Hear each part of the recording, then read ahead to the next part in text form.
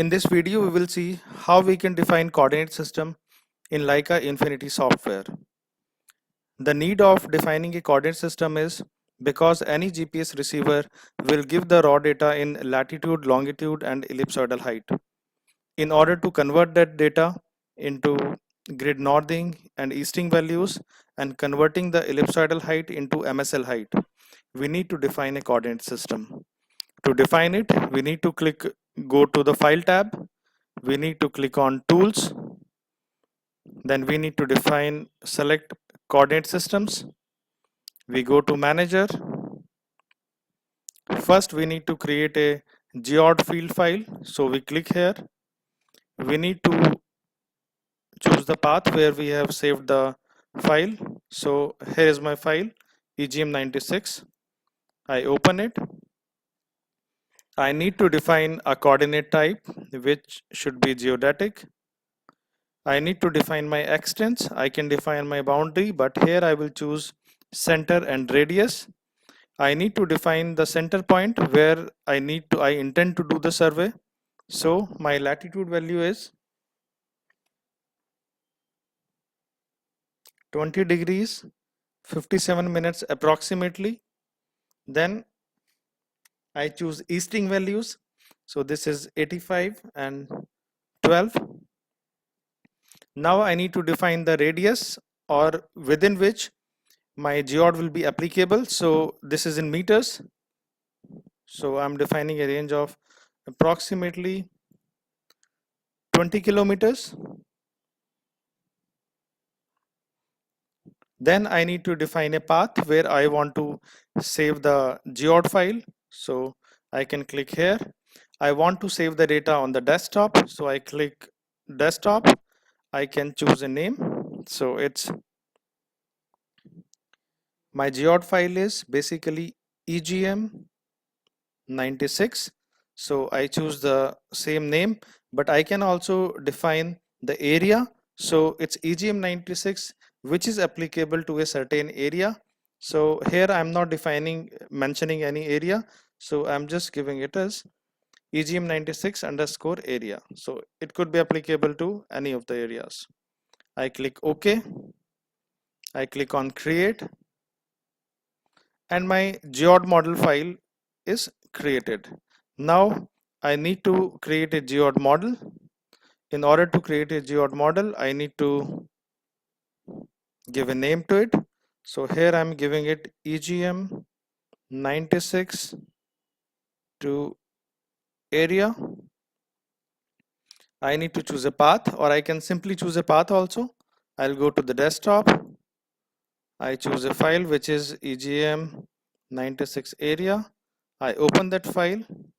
So every information is created automatically. Now I need to create on click. Then I need to apply these settings. So once my settings are applied, I can close it. Now my geoid model is defined. Now I need to define my projection. So I need to click on the projection. I need to define the projection name. Here my projection is UTM 45 north. I need to choose type, which is UTM, Universal Traverse Mercator. I need to define a zone. So I'm working in an area where the zone is 45. So I need to choose the appropriate zone. Then I need to create on click.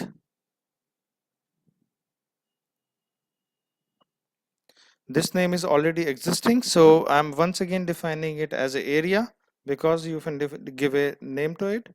So I just create it and apply. Now my projection is also defined. Now I need to define a coordinate system. I need to give a name to the coordinate system. What I'm doing is I'm converting WGS84 values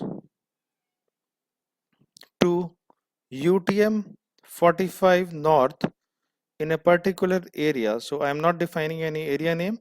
So this is the name of my coordinate system. There is no transformation which I'm applying right now.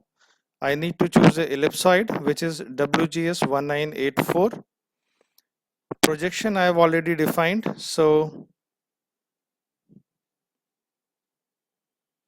This is UTM-45 underscore area.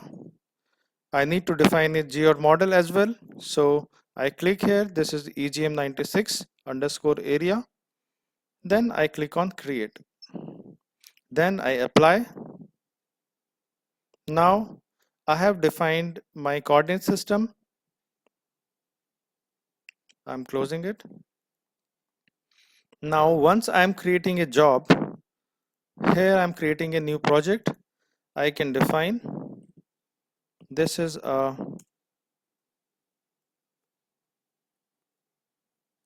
sample job. Now before creating a job, I need to check the units and I need to define a coordinate system as well. So here I'm defining my units as desired.